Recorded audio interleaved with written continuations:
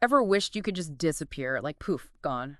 You know when things get awkward, or maybe a little too intense. Yeah, I think we've all had those moments. Right. But what if you couldn't control it? What if becoming invisible wasn't a choice? That's a thought, isn't it? Uh, And that's precisely what Eloy Moreno explores in his novel, Invisible. Invisible.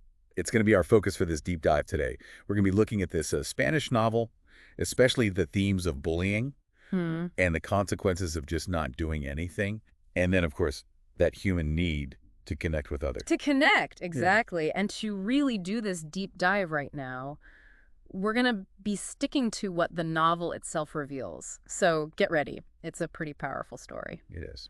Now, our main character is this young boy. He's the one who ends up being able to become invisible. Okay. But it's not like some magic spell or anything. It's triggered by something much more real. And much more, unfortunately, common. Sad, but true. Bullying. Just relentless, soul-crushing bullying. That's what leads him to this strange power. Just isolating power. Yeah. Although at first, he loves it. It's an escape. A way to just breathe. Exactly. But then you have to imagine the reality sets in. Always being unseen, not being able to control it. Right. That must be overwhelming. And Moreno, he really doesn't hold back in showing us just how brutal the bullying is. I mean, we see it all. Physical attacks, just picture it, having your lunch thrown at you or getting tripped in the hallway. Just awful. You know, it makes me wonder, have you ever seen something like that happen? The way just these seemingly small acts of cruelty, they can just chip away at someone, It's true. at their confidence, their sense of self. It is a painful reality, and unfortunately in the novel, it doesn't stop there. No. The novel also shines a light on cyberbullying. I mean, the humiliating photos, the messages, all that stuff spreading like wildfire online. Yeah. You just feel completely exposed. It's like adding fuel to the fire. Yes. Amplifying the cruelty in a way that feels like there's just no escape. And, one thing that really stood out to me was how Moreno portrayed the bystanders. The people who see the abuse, but just stay silent. Or even worse, Yeah. they laugh along. Oh, gosh. It's almost like they become part of the problem, Yeah. contributing to the fact that nobody really sees the protagonist's pain. So it's like his invisibility, it's both a physical thing and this metaphor for how nobody really sees him, sees his suffering. Exactly. And the consequences of that, being bullied constantly and feeling completely unseen, they're devastating.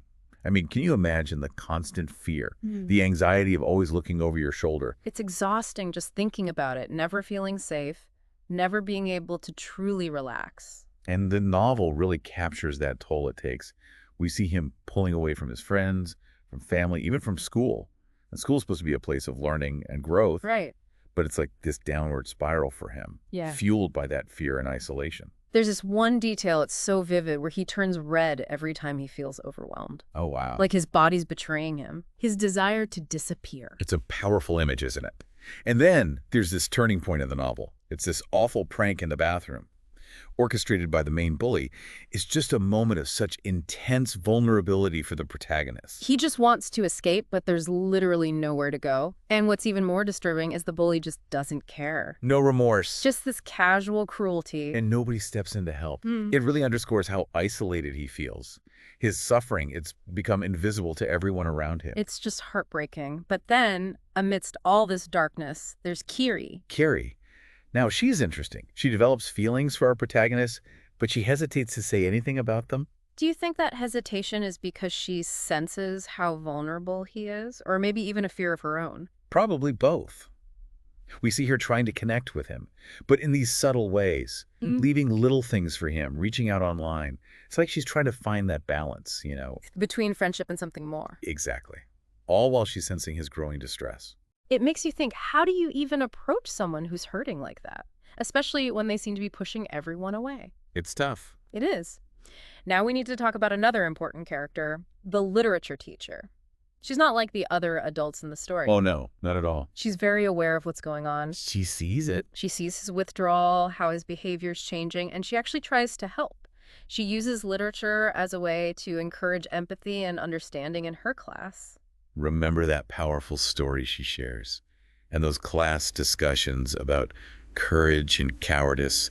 She's trying to awaken a sense of responsibility in her students. It's almost like she sees herself in the protagonist. And speaking of reflections, we can't forget that dragon tattoo on her back. Oh, yeah.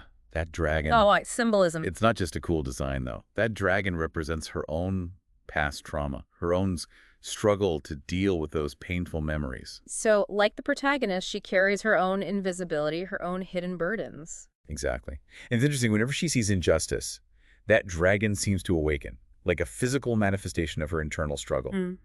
But then there's this fear, too, this hesitation to really confront the dragon, to relive the pain it It represents. makes you think, what would it take for someone to really face their dragon, to let it roar? You know, And for our protagonist, things take a very dark turn. they do. Remember that humiliating video that goes viral? That's his breaking point. It's too much. The isolation, the feeling of being completely abandoned, unseen, And that heartbreaking conversation he has with his little sister, Luna, the only one who's really seen him all along. it's rough. And it's in those final moments, standing on those train tracks, that he clings to this one desperate hope. What's that? The hope that the train conductor will see him. That his invisibility, it's real. Even if it means the ultimate sacrifice. Such a tragic moment, and it really leaves us wondering about that ending. Doesn't it? Is he really saved, or is this just a final delusion? The lie he tells himself. It's like he needs that proof, Yeah. that final validation, that he was invisible, even in death. It's powerful, really makes you think about the lasting impact of bullying. But it also brings up so many questions, like did the conductor even see him? That's the thing about Moreno's ending. It's ambiguous. Yeah. He leaves it up to us to think about our own role in these situations. What do you mean? Well, throughout the story, we see all these people, adults, other kids, who fail to truly see the protagonist. They ignore his suffering, or they just brush it off as something he needs to toughen up and deal with. It's like they're blinded by their own lives, their own dramas. Exactly. And they just don't see what's unfolding right in front of them. And by not giving us a clear answer about the train conductor, Moreno forces us to think about the consequences of our own invisibility, our own moments when we choose not to see. So we're left wondering, was he saved? Or is that lie he tells himself? Is that just a way to cope? A way to escape the truth. It's a clever way to make us examine our own capacity for empathy and for indifference. Have we ever been the bystander who looked away?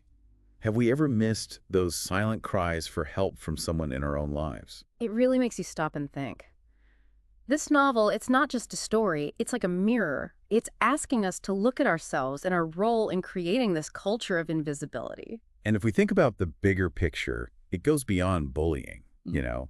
It's about recognizing that every single person has worth and dignity, even when they feel invisible, even when their struggles are hidden. It's like all those subtle ways we can feel invisible, right? Overlooked, unheard, like our voice doesn't matter. It's not just physical specs or name calling. No, it's not.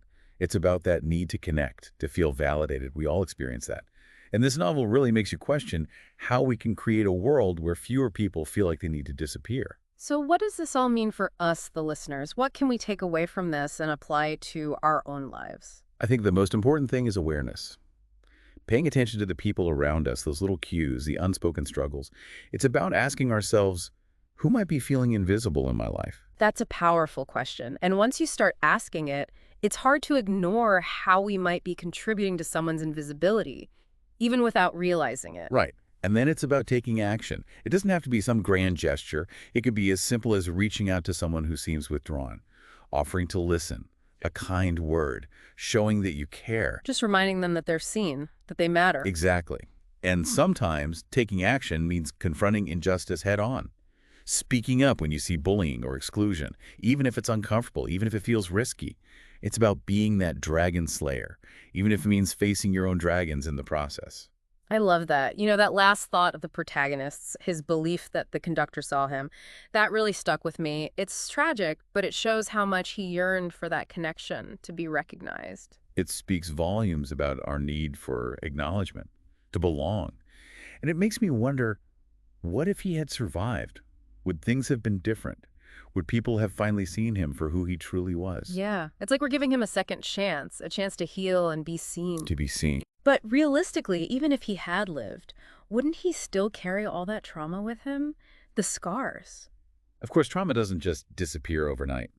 But imagine if instead of facing more indifference, more people not believing him, he found real empathy, understanding, people who acknowledged his pain, validated what he went through. That would make a difference, wouldn't it? Yeah, maybe then he could start to open up. Share his story with others who truly understand, who've maybe been through something similar themselves. And what about those bystanders, the ones who stayed silent? Imagine if they stepped forward, Yeah. acknowledged their inaction, took responsibility for their part in it. It'd be huge. Right, like breaking that cycle. It wouldn't be about blaming the victim anymore.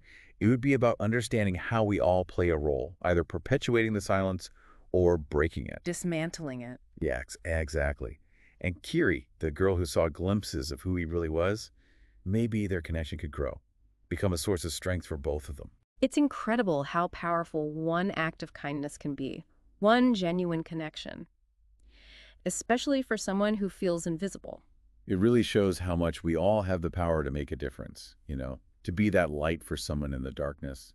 And while Invisible is a fictional story, it's a powerful call to action for all of us. It challenges us to look deeper, to see the humanity in everyone, even those who seem lost or different, and to remember that sometimes the bravest thing you can do is simply see, really see, those who feel unseen. And then do something. Show them through your words and your actions that they matter, that they're not alone.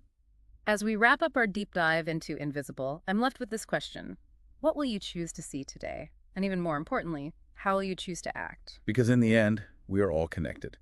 And every choice we make, no matter how small it seems, can shape the world